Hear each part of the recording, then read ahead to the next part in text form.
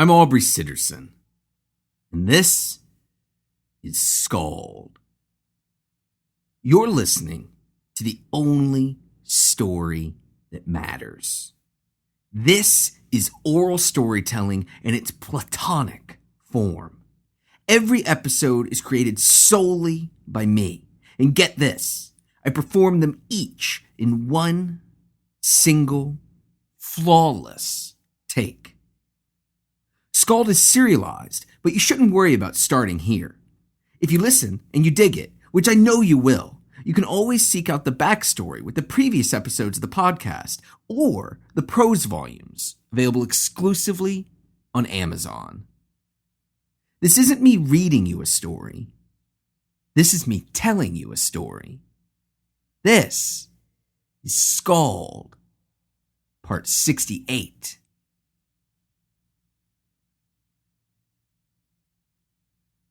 He looked out through blurry eyes. The world was obscured, its details blurred, its colors saturated, its meaning obfuscated. But its truth laid bare. He was drunk, given in to the ecstasy of intoxication, and he was happy.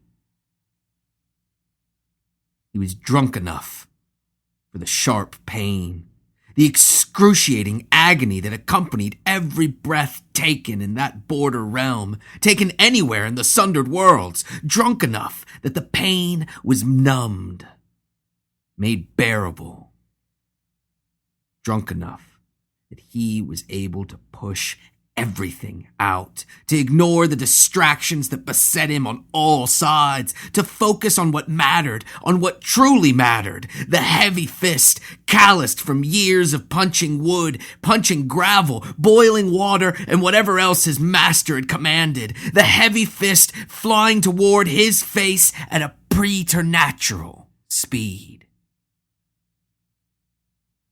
The fist was fast and deftly wielded by the school's finest student, by Master Ho's most beloved pupil.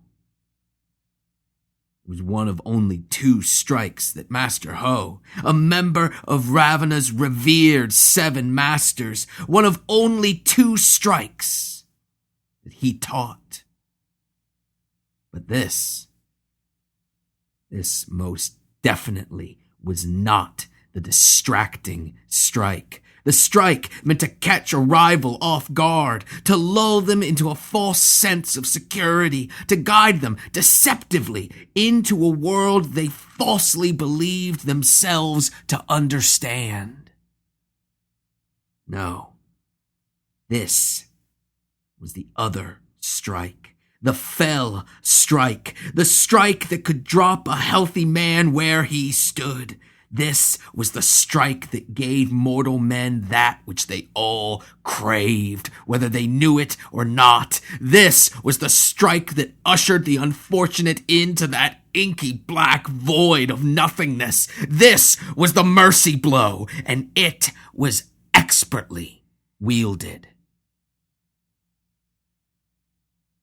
But though the student was an acknowledged expert at Master Ho's finest techniques, though he threw the punch with a well-earned, a fully deserved confidence in his peerless abilities, there was yet a problem. Who he threw the punch at. Because he did not throw the punch at some gutter scoundrel, at some wandering brigand, at a so-called warrior who knew only how to fight with a blade or with a stick. No, he threw the punch at the very man who had invented, discovered, or perfected the mercy blow. His story changed from day to day. He stood upon his 2 feet. He stood upon the earth below, and he attacked Master Ho himself.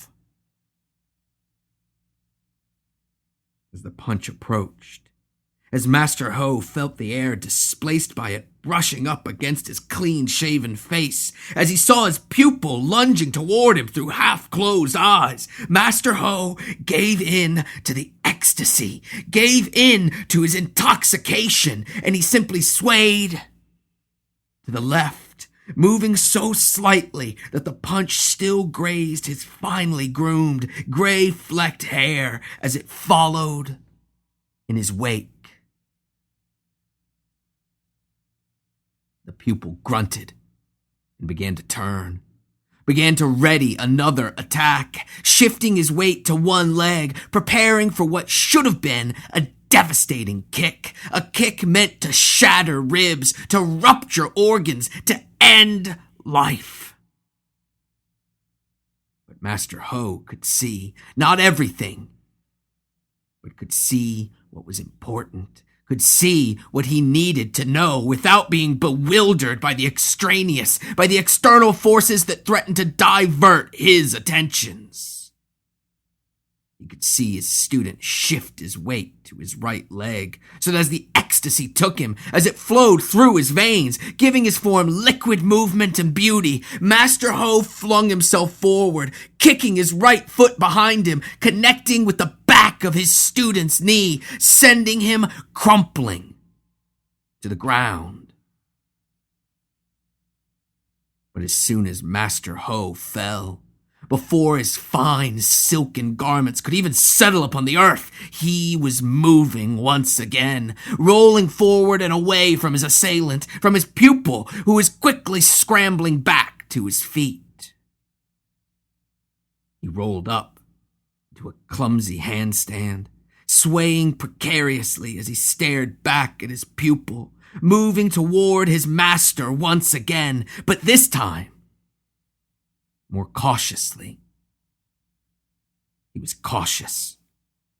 Too cautious. So cautious that he wasted time.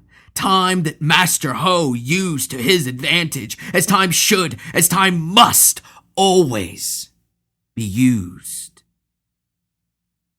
Master Ho, allowing his movement to slosh to the side, like the wine and the gourd still strapped to his side. He fell to his left.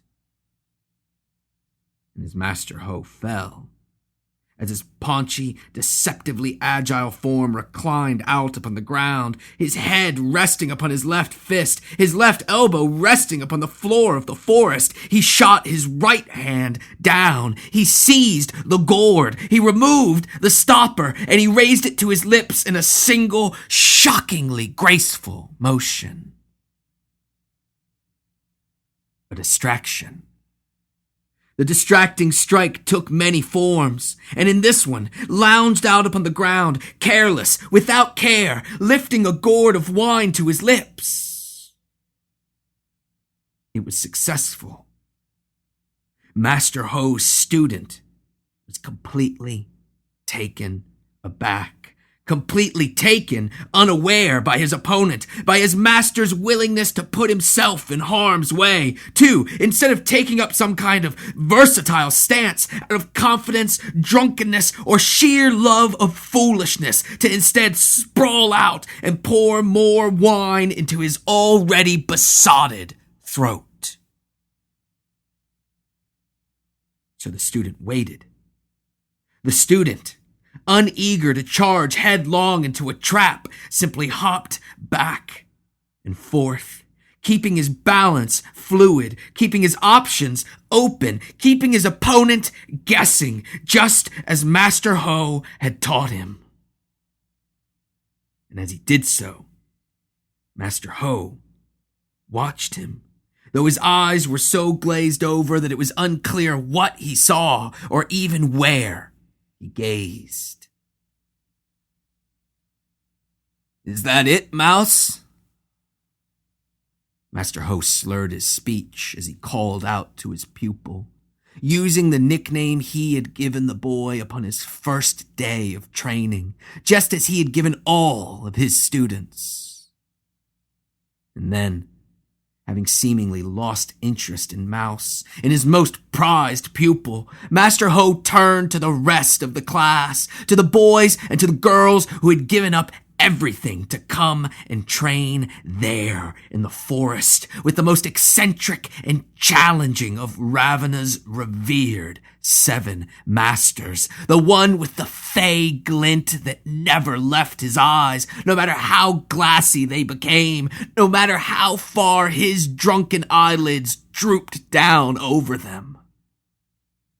And now he turned to them, his head lolling about on his short, thick neck, and he spoke to the eager young men and women who knelt all around the clearing.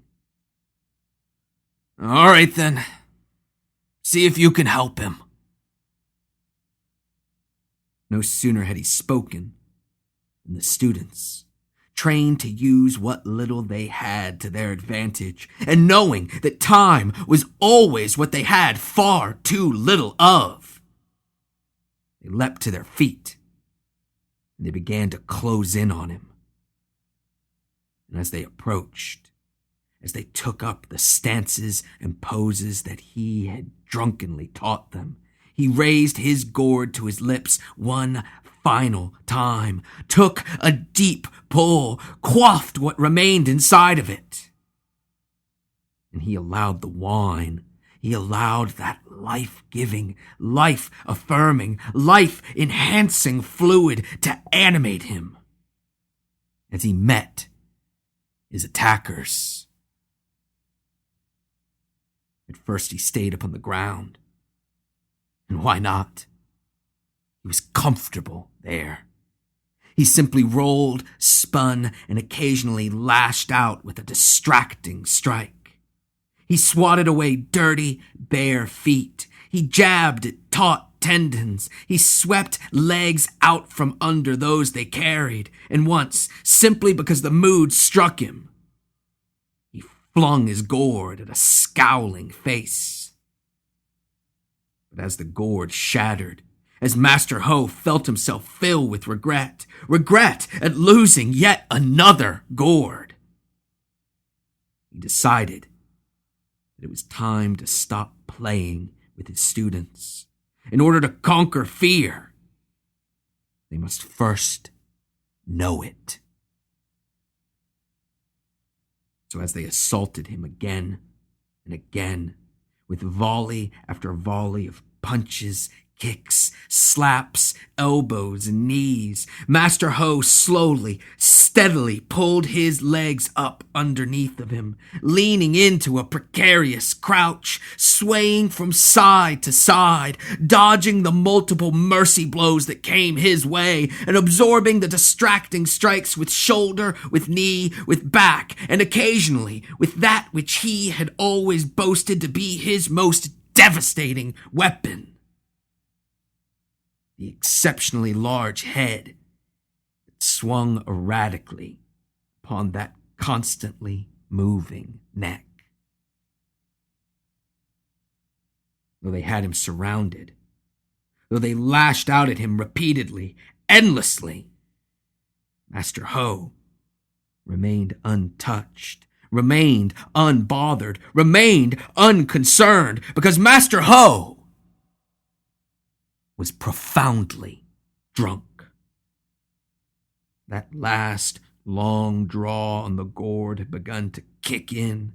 The wine had loosened his muscles, had brought him new vitality, had blunted the sharp edges of the world, had quieted the distractions that came as quickly, as relentlessly as his students' onslaught.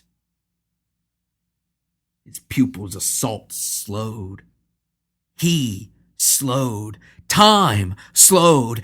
Everything slowed. And Master Ho knew, he knew that it was time to begin.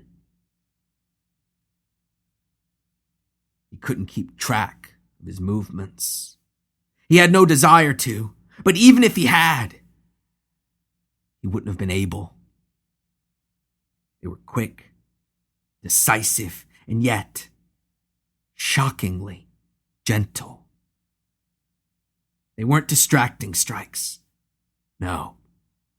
The students were distracted enough already. Distracted by one another, by Master Ho's bizarre behavior, and most of all, distracted by their inability to harm him. No, Master Ho threw mercy blow after mercy blow. But he pulled them all, hitting just hard enough that his students could understand, could know, could become intimately acquainted with his power.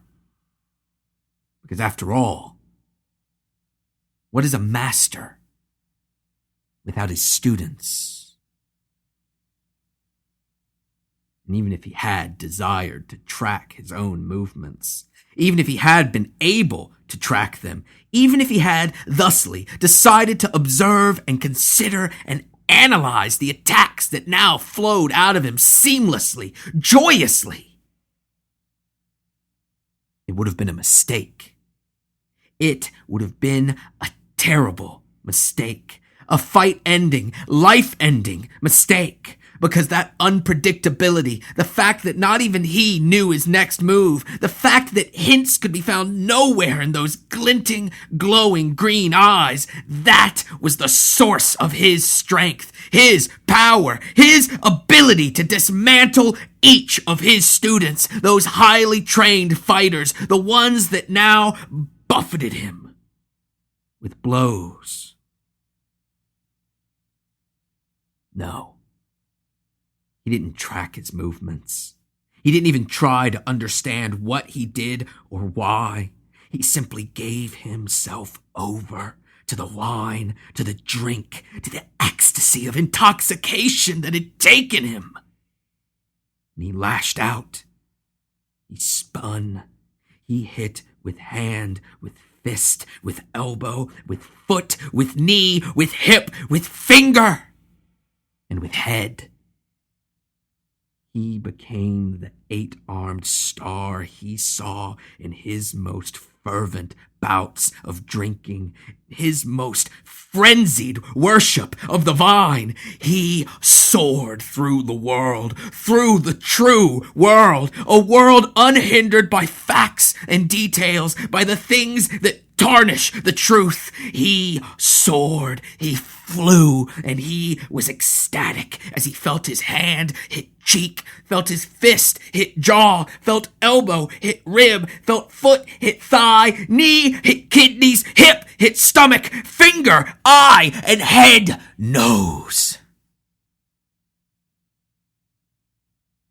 Master Ho was surrounded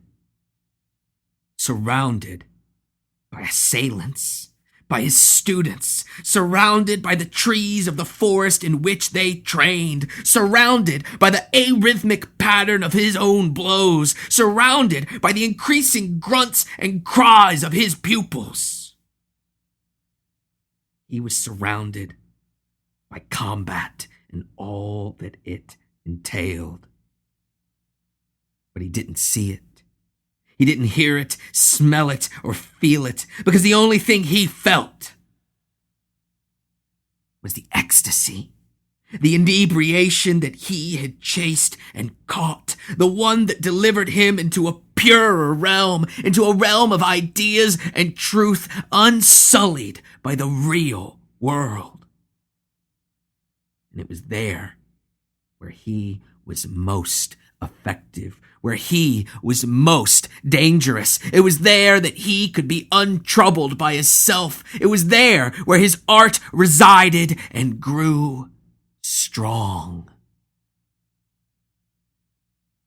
But soon enough, he was no longer surrounded by fighting bodies. No. He raised his eyelids high enough to see that his virile pupils were no longer eager to attack him, were no longer eager to wander headlong into his drunken, unpredictable maelstrom of limbs and slurred, good-natured insults, the ones that rose up unbidden within him, his tongue loosened by the wine that still coated it. And now, beaten by his mastery of the form that he himself had invented, discovered, or perfected, they sat upon the earth, rubbing their sore limbs, laughing at the invective hurled at them by their stumbling, shambling teacher, whose swaying motions belied a devastating efficacy. But not all of his pupils were seated. One still stood, though he had taken a worse beating than any of the others, though he had been fighting longer, though he had been humiliated by seeing his fellow pupils invited to help him in his fight. Master Ho's favorite student, Mouse, still stood.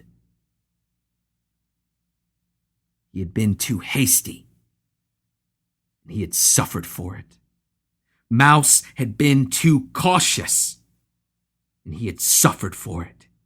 He had suffered no matter what tactic he chose, what strike he threw, what attack he utilized. So now he would blend them. He would advance steadily in clear view of his opponent, of his master, but he would do so with his awareness heightened, with the pain of his master's prior attacks still stinging, still keeping him focused, holding his attention on what matters, on delivering the strike to disorient and then the strike to destroy, a feint followed by a fell-handed blow.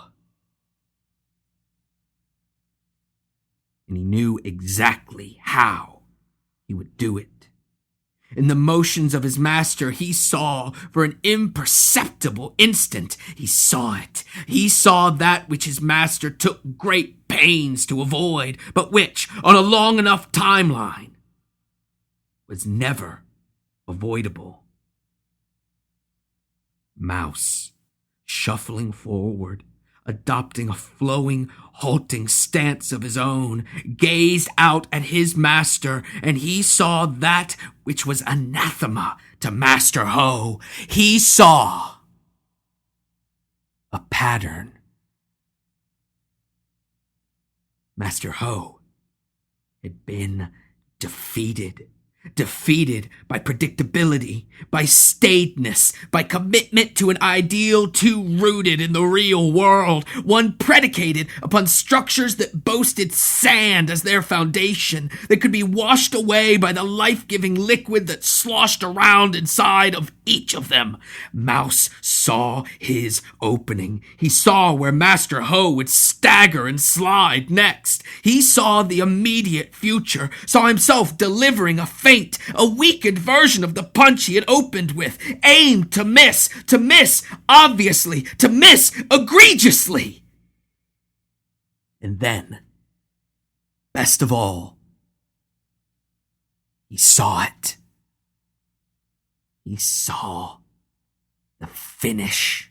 He saw the end of the fight. He saw the end of his training. He saw his crowning achievement, that which had eluded all of Master Ho's students, but which would elude him no longer. He saw himself delivering the final strike, the finishing strike, a mercy blow, but with no mercy, because when he delivered it, it would crush Master Ho, not his body, but his soul, his pride, his reputation, because he would have been defeated by one of his own students, defeated by Mouse.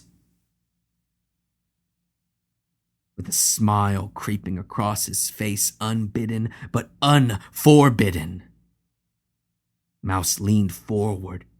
He pulled back his fist, preparing the distracting strike, aiming it not where his master was, but at where he knew he would not be. But before he could even throw it, before he could do anything, the wind was knocked out of him. The pattern was an illusion, as were all things in that shadowy world.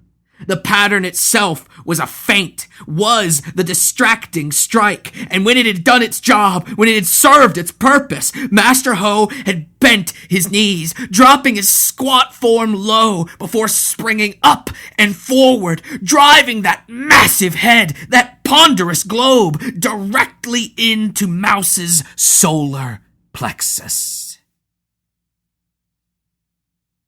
They both collapsed upon the ground, but no sooner did Master Ho land than he had rolled back over to his feet, his fine silk garments rustling with the motion. As Mouse wheezed, pulling his knees to his chest in an effort to ease air back into his lungs, Master Ho approached him, grinning like a man too simple to know sorrow. "Well done, Mouse." Master Ho hiccuped, then did his best to stabilize himself as he offered his hand to his pupil. "You're ready for the tournament." Mouse accepted his master's hand, and he pulled himself to his feet, nearly pulling Master Ho down on top of him in the process. "How is that?" Mouse struggled to catch his breath. "How is that possible? You demolished me." The other students, pulling themselves up from the ground, began to clap for Mouse, for his accomplishment, for his skill in combat. But Master Ho silenced them, waving his hand in two wide, two broad motions. No. Mouse, please. It is not I. Not me?" Master Ho chuckled and shook his head. "You won't be facing me in the tournament." Mouse bowed low, a visible, tangible sign of the deep respect he held for his master, drunk and inscrutable as he was. "But the other masters, won't they?" Master Ho began to search the ground for the shattered pieces of his gourd, the fourth one lost that month. "They will do nothing, just as I will do." "Won't do?" The grinning drunk shook his head, and he laughed once again. "If they are confident in their styles, as I am in mine, they shouldn't need to show off." Mouse was still perplexed. "What's the point of the tournament? Isn't it to determine which style is best?" Master Ho, stooping deeply to retrieve the pieces of his gourd, began to laugh, and in doing so, he stumbled forward, flopping down onto the ground. "Mouse! Mouse!" Master Ho rolled over onto his back and held up his fists, grinning. "Everyone knows that Master Ho's 8-arm technique is the best." He idly tried to piece his gourd back together like a sad, wine-soaked puzzle. "The purpose of the tournament is to find out whose teaching is the best." Mouse nodded. He had heard this speech a number of times, more times than Master Ho realized, more times than he remembered. But still, this dance, this path they walked together time after time, it was not without purpose. It was not without reason that Mouse tread this familiar ground.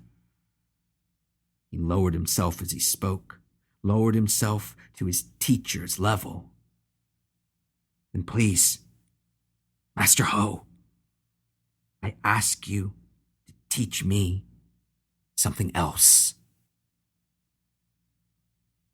Master Ho straightened himself, forcing his eyes open as wide as he could manage in his inebriated state, revealing the full extent of those disarmingly green orbs, the ones that sat incongruously in his oval face. "What is it, Mouse? We have a few days left before the tournament." Mouse, proceeding carefully, began to crawl. Slowly, with awareness peaked, he crawled toward his master. "I ask you, I beg of you, please, Master Ho, teach me your drunken style. With it, no one would stand a chance. I'd win the tournament in a..." But before Mouse could finish, Master Ho, a rare lucidity washing over his visage, interrupted him. "You needn't crawl, Mouse. You're far beyond that. You're ready to run, and run fast." Quickly, Master Ho's serious expression broke for just a moment. "But you, my student, are not yet ready to fly." Mouse lowered his head, overcome with a mixture of disappointment, embarrassment, and resentment, as Master Ho continued speaking. "But there is one more test I would have you complete, and it is vitally important." Mouse looked up eagerly.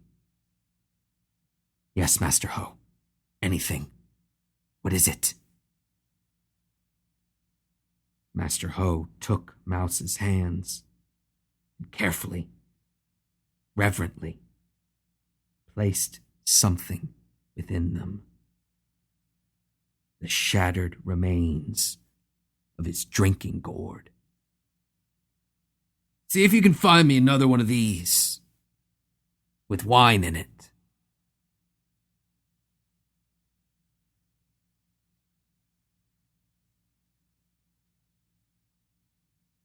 I know you're digging SKALD.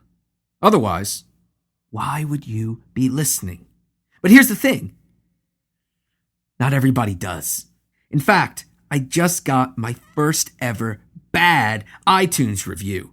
The person who wrote it was exhausted by all the epic battles and the characters' belligerent approaches to problems, which, yeah, man, I guess the ocean is too wet. So here's where I need your help. I need good iTunes reviews to counteract this bad one.